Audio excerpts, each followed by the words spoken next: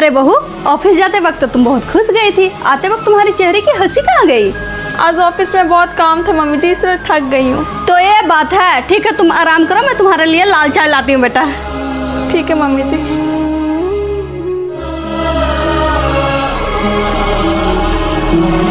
Lunch भरा हुआ है, लगता है ऑफिस में कुछ बात हुई है। बहू खाना नहीं खाई है, बहू से पूछ लेती हूँ। बहू, तुम खाना नहीं खाई हो बेटा? ऑफिस में कोई बात हुई है क्या बेटा? मम्मी जी, ऑफिस के कामों में छोटी मोटी मुश्किलें आते रहती हैं। तो इसका मतलब ये तो नहीं ना बेटा कि तुम खाना ही ना खाओ। बहू, जब भी जीवन में मुश्किलें आए तो एक बात जरूर याद रखना बेटा कि मुश्किलें हमेशा बेहतरीन लोगों की ज़िंदगी में आता है, क्योंकि वही तो है जो इन मुश्किलों को अंजाम देना जानते हैं। और ऑफिस में ये छोटी मोटी मुश्किलें आते रहेगी तो क्या तुम खाना नहीं खाओगे? मम्मी जी, कभी कभी खाने से नहीं, लोगों की बातों से ही पेट भर जाता है। नहीं, चलो पहले तुम खाना खाने। नहीं मम्मी जी, भूख नहीं है। ठीक है, जब तक तुम नहीं खाओगे ना तब तक मैं भी नहीं खाऊंगी।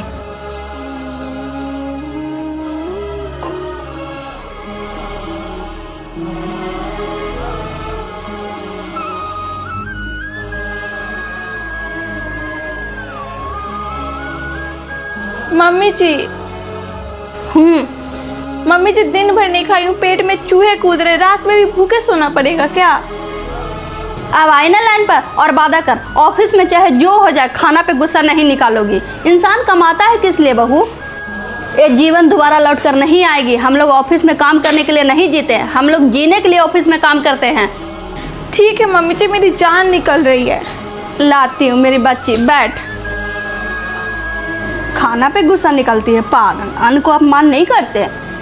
अगर ससुराल में माँ जैसी सास मिल जाए तो एक बहू को जीते जी स्वर्ग मिल जाता है। तो मत बनाओ मेरा खाना। बेटा क्या हुआ, क्यों चिल्ला रहे हो बहू पर? मम्मी यार, रोज ऑफिस के चक्कर में लेट खाना बनाती है, भूख लगी थी, बोल दिया तो मुंह फुला के बैठ गई। बेटा तू गुस्से में बोला ना इसे, तो तू क्या चाहता कि खुशी खुशी हंसकर ये सुन ले? आप इसी के साइड ले रही हो, मैं भी तो बहुत गुस्सा रहा हूँ, आप समझाओ इसको। मैं आदमी हूँ तो आ गया गुस्सा। बेटा तुम्हारी बातें सुनकर तो मुझे ऐसा लग रहा है कि आदमी होना ही कोई बीमारी है। आदमी हूँ, गुस्सा आ गया, आदमी हूँ, भटक गया। क्यों? आदमी होना कोई कमजोरी है कि जिसके रहते अपने गुस्से पे काबू पाने की शक्ति खो देता? बेटा ये सब सिर्फ बहाने हैं अपने गलत को सही दिखाने का। मगर आप इसको कुछ नहीं बोलोगी ना कि आजकल की लड़की अपने परिवार से ज्यादा अपने ऑफिस का इंपॉर्टेंस दे रही है और अपना घर तोड़ रही है। अगर वो घर तोड़ रही है तो तू जोड़ ना घर। तुझे भूख लगी थी तो तू खुद बना लेता खाना। मैं काम भी करूँ, खाना भी बनाऊं। बिल्कुल, आजकल की लड़कियां बस इतना ही मांग रही है जितना हर जमाने की लड़के मांगते आए हैं, और उन्हें मिला भी है। बेटा घर तब नहीं टूटता जब लड़कियां काम करने के लिए बाहर चली जाए। घर तब टूटता है जब घर जोड़े रखने की जिम्मेदारी सिर्फ एक पर हो। बहू, तुम्हारे बाबूजी आ रहे हैं क्या? जी मम्मी जी। बहू, जो भी राजकुमार और तुम्हारे बीच झगड़ा हुआ उसको क्या हम लोग मिलजुल कर नहीं सुलझा सकते हैं बेटा?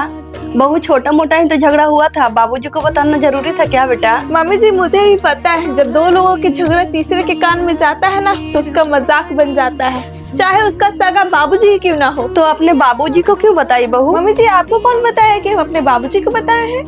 तो बहू तुम्हारे बाबूजी कैसे आ रहे हैं? वो तो अपनी बेटी से मिलने आ रहे हैं। ठीक है, खीर पूरी बना लेना। ये बाप भी कितने अजीब होते हैं ना मम्मी जी, अपनी बेटी को देते हुए सामने वाली की शक्ल और औकात ही नहीं देखते। बहू, ये मैं भूल गई थी कि अपनी बहू को मैं विदा करके लाई हूँ, कोई अनाथालय से नहीं लाई हूँ कि जिसको जो दिल में आएगा वो मेरे बहू के साथ करेगा। आगे से ऐसा नहीं होगा बहू। बहू, मुस्कान, मेरा फाइल देना जल्दी। जी लीजिए। आजकल ध्यान कहाँ रहता है तेरा? एक काम ढंग से नहीं करती मनहूस, हर चीज को उल्टे हाथ से देती है। बेटा क्या बोला बहू का तूने? ध्यान कहाँ रहता है तेरा?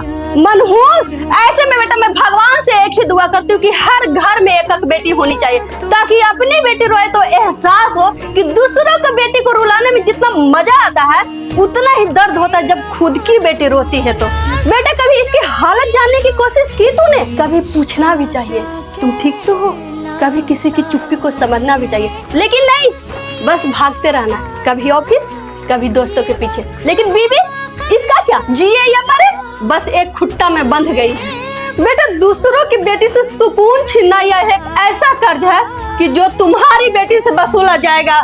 सॉरी मुस्कान।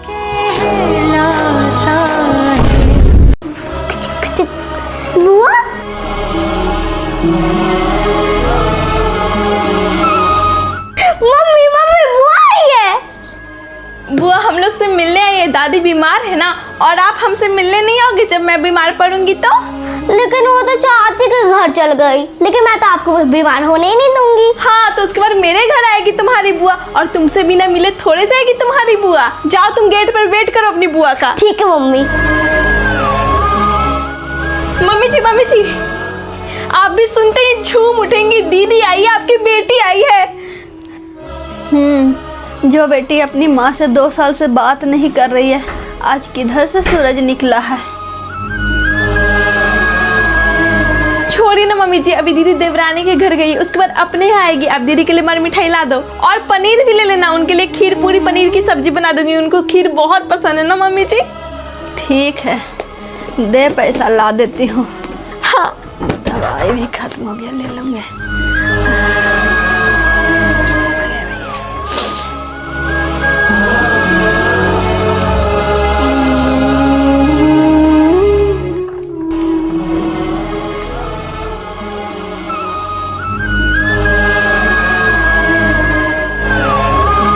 मेरी बुआ आई है, मिठाई लेके आई है।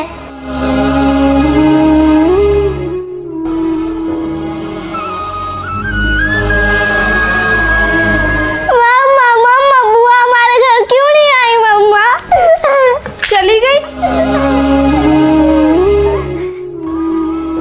अरे बेटा, तुम्हारी बुआ को जरूर कोई जरूरी काम आ गई होगी, वो अपना काम खत्म करके मेरे लाडो से जरूर मिलने आएगी, ठीक है? ओके मम्मा, लेकिन बुआ आएगी ना मम्मा? बहू, लो पनीर ला दिए, मिठाई भी ला दिए। अब इसकी कोई जरूरत नहीं है मम्मी जी, दीदी चली गई। चली गई? तू बहुत भोली है बहू, मैं तुझे कैसे समझाऊं कि आजकल के रिश्ते प्यार से नहीं, किसके जेब में कितना पैसा है उससे निभाए जाते हैं। आइए बाबूजी, बैठिए।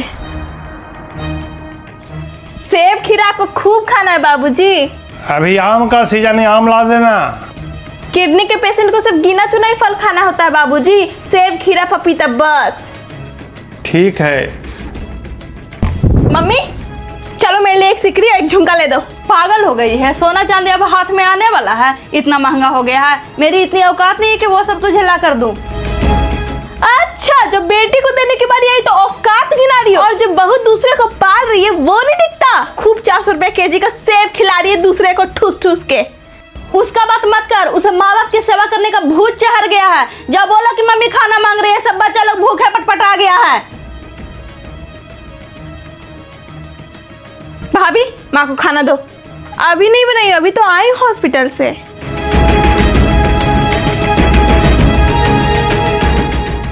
माँ, अरे जितना घर पैसे में लगाई हूँ ना, सब 1 साल में खुल जाएगा। अभी तक खाना नहीं बनाई है। बहू, हमसे नहीं उठेगा तुम्हारे बाबूजी का खर्च। बात सिर्फ दिखाने का नहीं है, गैस तेल पेट्रोल सब महंगा हो गया है। पैदल तो जाओगी नहीं हॉस्पिटल दिखाने, सब खर्च तुम्ही को करना पड़ेगा। एक आदमी का खर्च कम होता है? खान पान से लेकर दवा दारू, डॉक्टर साहब, हद बेशर्म है तुम्हारे मायके वाला। कम से कम खाने पीने का पैसा दे देता है। और रही बात पैसा का, तो पैसा तो सब दे देता है बहू आजकल, लेकिन शरीर से आजकल कोई नहीं करता है, किसी के पास इतना टाइम नहीं है। आज के डेट में माँ बाप की सेवा करना मामूली बात है, और अगर करना ही है तो 4 भाई बहन हो, चारों बांट लो। माँ बाप की सेवा करने के लिए डॉक्टर के पास बारी बारी से ले जाओ, बांट लो। यकीन नहीं हो रहा, ये बात एक माँ कर रही है। क्या आपको सेवा की जरूरत नहीं पड़ेगी मम्मी जी? भावनाओं में मत बहो। मैं तो कहती हूँ कि अपने भाई को बुलाकर भिजवा दो बाबूजी को। मम्मी जी, चाहे जो भी हो जाए, मैं अपना फर्ज निभाऊंगी। ये मेरा फर्स्ट एंड लास्ट फैसला है, इसे पूरा करने दीजिए। सोचो बहू, सोना कितना महंगा हो गया है। तुम मेरे से सोना के एक सेट ले लेना, मैं नहीं रोकूंगी, लेकिन बाबूजी को भिजवा दो। मेरा तजुर्बा बोलता है बेटा, सब भूल जाते हैं कि बेटी कितना की थी, कोई याद नहीं रखता है।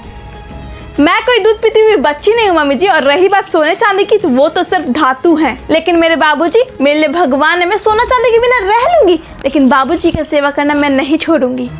बेहतर यही होगा कि आप माँ बेटी ज्यादा षड्यंत्र मत रचो, इसलिए कोई बात नहीं करेगा मेरे बाबूजी के बारे में। खर्च होगा तो नहीं बोलूंगी, खेत घर बेच दोगे उनके इलाज में। अगर माँ बाप बेटा बेटी की बीमारी में अपना खेत घर नहीं देखते, उसे तुरंत बेच देते हैं इलाज के लिए, तो अगर जरूरत पड़ेगी तो अपना खेत घर भी बेच दूंगी। बहू तुम्हारा सिकड़ी कहाँ गया? अब आप लोग पैसा नहीं दोगे तो मुझे चैन बेचना ही पड़ेगा। उसको बेचकर मैं बाबूजी की दवाई लाई और उनको दिखाई।